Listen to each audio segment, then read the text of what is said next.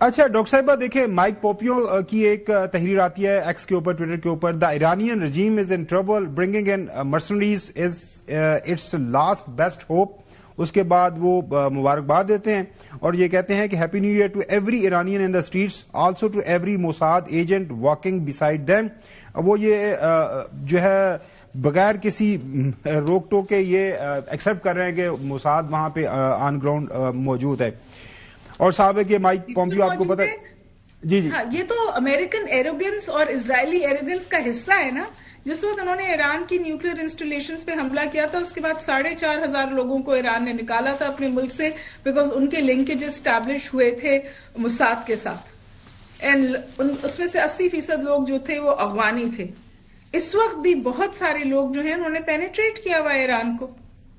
بالکل صحیح ہے. ہاں چوہدری صاحب کو بھی شامل گفتگو کرتے ہیں. چوہدری غلام حسین صاحب، مارکیو روبیو ہے ان کا ظاہر ہے نیشنل سیکورٹی ایڈوائزر بھی آج کل اور سیکرٹری آف اسٹیٹ بھی. United State supports the brave people of Iran, یہ وہ تحریر کرتے ہیں. Donald Trump, Iran is looking at freedom perhaps like never before, the USA stands ready to help. President Donald J Trump یہ تحریر کر رہے ہیں. ہر روز جو ہے ہمیں یہی محسوس ہو رہا ہے کہ امریکہ اس بات کے اوپر راضی ہو رہا ہے، کوئی سوچ رہا ہے کہ یہ موقع ہے استعمال کیا جائے. ساتھ میں وہ یہ بھی کہہ رہے ہیں کہ ایران والے ہمارے سے رابطے میں ہیں، ان کی اپوزیشن کو بھی اور وہ بھی رابطے میں ہے، اور حکومت وہ جو ایرانین نیوکلیر پروگرام اس حوالے سے ہمارے سے بات چیت کرنا چاہ رہے ہیں، لیکن وہ کہہ رہے ہیں کہ اس سے پہلے شاید مجھے کوئی کارروائی کرنی پڑے.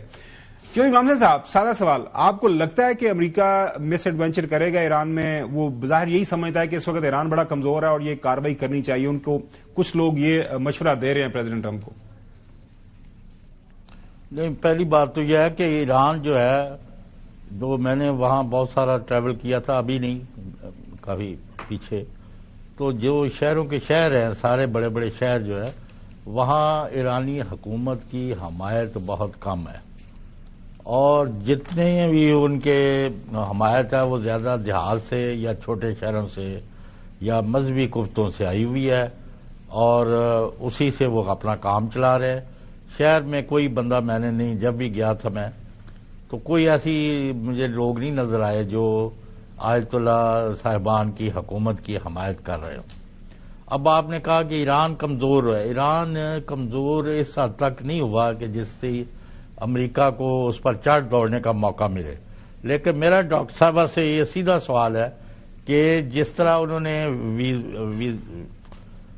وینزویلا میں یا دوسرے ملکوں میں حرکتیں، جی وینزویلا اور جو وہاں کیا ہے، یہ اب کوئی اس کو نیو نارم یا کوئی نئی دنیا بنانے کے چکر میں ٹرمپ پڑ گئے ہے. یہ اس حساب سے میرا خیال ہے کہ ایران پر کسی نہ کسی شکل میں امریکہ اور اسرائیل کوئی نہ کوئی کارروائی کرنے والے ہیں.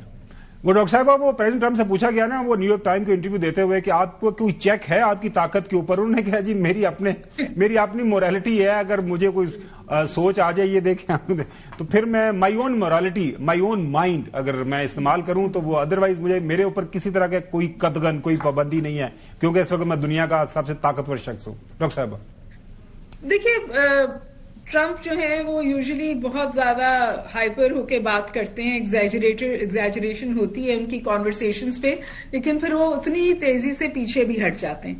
تو یہاں تو میں بالکل کنونسڈ ہوں کہ ایران وینیزویلا نہیں ہے، اور ایران بحیثیت اسٹیٹ بہت پولیٹیکل میچورٹی کا اظہار کرتا ہے. تو ایران جو ہے اس وقت دو طرح کے سگنلنگ کر رہا ہے. ایک ہے تھریٹ اینڈ انگیج. وہ یہ بھی تھریٹ کر رہا ہے کہ وہ امریکن انسٹالیشنز کو ٹارگٹ کر سکتا ہے. وہ یہ بھی تھریٹ کر رہا ہے کہ ہم جو ہیں اس کا بہت سخت جواب دے سکتے ہیں. لیکن اس کے ساتھ ساتھ اس نے کہا ہے کہ بالکل واضح کہ ہمارے جو لائنز آف کمیونیکیشن ہیں وہ امریکہ سے بھی کھلی ہوئی ہیں، اور لائنز آف کمیونیکیشن میں جو انٹرمیڈیٹریز ہوتے ہیں یعنی کہ سوئٹزرلینڈ بھی اس میں انوالوڈ ہے، اور اگر میری اطلاع صحیح ہے تو کسی حد تک پاکستان بھی ایک برج اسٹیٹ کا کردار ادا کر رہا ہے. جس طرح امریکہ کو پتا ہے کہ ایران کو ڈائریکٹ कॉन्फ्लिक्ट में इंगेज करना समझदारी नहीं है, उसी तरह अमेरिका को भी पता है कि ईरान को भी पता है कि डायरेक्ट कॉन्फ्रंटेशन में नहीं जाना चाहिए। तो ये रिस्ट्रेंट हमें नजर आता है और ये रिस्ट्रेंट वे फॉरवर्ड है। दूसरी बात ये जी कि अमेरिका को अच्छे से पता है कि जो आप अभी चौधरी साहब भी जिसकी तरफ इशारा कर रहे थे ना, कि ये जो ग्राउंड पर हुकूमत के खिलाफ इस वक्त आपको सेंटिमेंट है, ये अमेरिका की डायरेक्ट इंटरवेंशन से बिल्कुल पलट सकता है। बिल्कुल सही हसन यूब साहब, और ये कई दफा हुआ है। बिल्कुल सही है, बिल्कुल सही हसन। आप मेरे ख्याल है ये अमेरिका के लिए रिस्ट्रेंट है और ईरान डायरेक्ट कॉन्फ्रंटेशन में नहीं जाना चाहता, क्योंकि अभी जाहिर है ना तो उसको रूस आके कुल्ली तौर पर सपोर्ट कर सकता है और ना चाइना जियो। बिल्कुल सही डॉक्टर साहब, आपकी राय बिल्कुल सही है, क्योंकि वो यही है कि अगर इजराइल इस्तेमाल होता है तो जो ही इजराइल अटैक करेगा ईरान के ऊपर, ईरानी जो आवाम इकट्ठी हो जाएगी। हसन, आप सोशल मीडिया को काफी ज्यादा देखते हैं, आपकी क्या अंडरस्टैंडिंग है? क्या कोई मिस एडवेंचर, कोई रजीम चेंज? क्योंकि ज्यादा एक राय सामने आ रही कि this is the perfect timing है, कोई सपोर्ट नहीं है, ईरान की कमजोर है, एक जंग लड़के अपने सारे हथियार व्यार वो इस्तेमाल कर चुके हैं, लिहाजा अमेरिका को कुछ करना चाहिए। प्रॉब्लम ये है कि ईरान बड़ी कॉम्प्लेक्स एक सोसाइटी है, लोगों की प्राइड बहुत है। इरानियंस जो है वो आपस में तो एक दूसरे की बात सुन सकते हैं, लेकिन बाहर के किसी बंदे को वो अपने से ऊपर समझते नहीं है। यह बात याद रखिएगा। और दूसरा ये है कि ईरान के अंदर इस वक्त यकीनी तौर पर बहुत से खुफिया हाथ इस वक्त जो है ना वो वहां पर साजिशें कर रहे हैं, जिसमें हमारा पड़ोसी मुल्क जो है वो अफगानिस्तान भी शामिल है। अगर देख लें तो बहुत से अफगानी बाशिंदे अभी 2-4 दिन पहले गिरफ्तार हुए, उनके पास से बड़ा असला बरामद हुआ है, हैवी असला था उनके पास। इसके अलावा अगर बात करें तो इसराइल तो पहले ही वहां पर मोसाद वगैरह ऑपरेट कर रहे हैं। अमेरिका का भी कोई बीच में जो है वो अपना ताउन दरकार है उनको। तो अमेरिका की ख्वाहिश तो जरूर है, लेकिन बूट्स ऑन ग्राउंड लेकर आना, यानी अगर आपने ईरान के अंदर अगर आपने आना है और बूट्स ऑन ग्राउंड अगर लेकर आती हैं तो उसका मुतमिल क्या अमेरिका हो सकता है, उसकी कॉस्ट पड़ती है, फाइनेंशियल कॉस्ट बड़ी है, और वो जंग जो है वो बड़ी यानी मुश्किल हो जाती है अमेरिका के लिए। इकॉनमी अपनी ऑलरेडी जिस तरह उनकी कमजोर होती जा रही है और डॉलर को उन्होंने सहारा दिया है। देखिए मेन मामला क्या है, मामला यही है कि डॉलर को इंटरनेशनल करेंसी बरकरार रखना चाहता है अमेरिका, चाहे वो ऑयल की ट्रेड है, चाहे वो दुनिया की कोई भी ट्रेड हो, उसमें वो कहते हैं कि डॉलर ही हमारी एक करेंसी है जो रहे। जब डॉलर एक इंटरनेशनल करेंसी बनी थी, उसी वजह से जब दुनिया की ट्रेडिंग, ऑयल की ट्रेडिंग उससे शुरू हुई, तो आहिस्ता आहिस्ता हमने देखा कि डॉलर मजीद मुस्तहकम होता जो है वो चला गया और आज तक वो काफी मजबूत है।